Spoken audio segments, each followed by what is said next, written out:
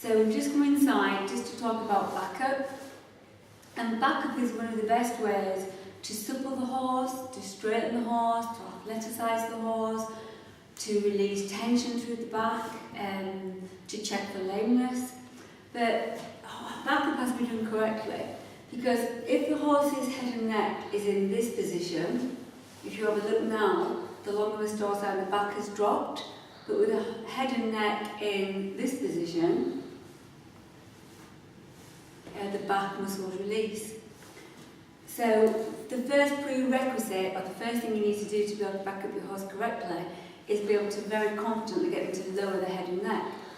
And remember, every time the horse lowers his head and neck, it's a relaxation process. The lower the head and neck, the more relaxed the horse.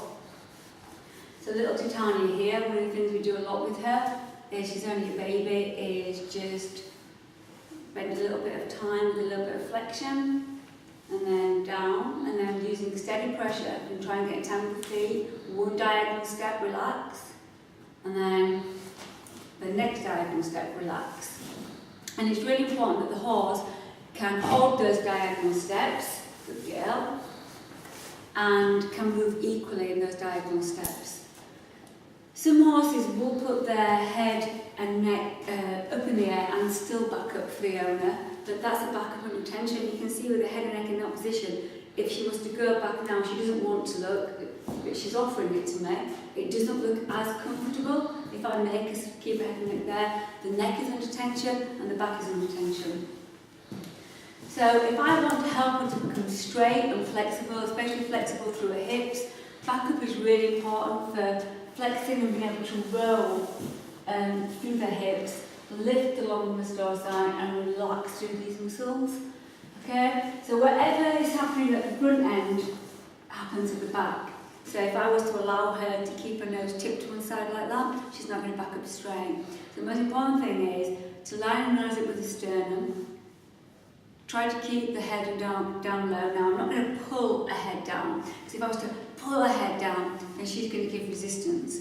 So it's using that technique of steady pressure, pressure release, starting to build that communication with the horse of the slightest try. I will reward the slightest try. So she builds confidence in my touch, and she knows how to respond to it. So I'm just going to build up a little bit of pressure, a little bit more, a little bit more, a little bit more, a little bit more. Now she's moving, I've released. Wait, a little bit more, a little bit more. Now she's moving, I've released. A little bit more, release. A little bit more, there, until we've got that lovely diagonal step. You can see that she's not moving as straight as I would like her to. Okay, so this is something that Titania and I can work on, not only on the ground but also in the saddle. Helps to build strength and flexibility and relaxation. And besides that, don't forget, the better a horse backs up, the better the horse stops.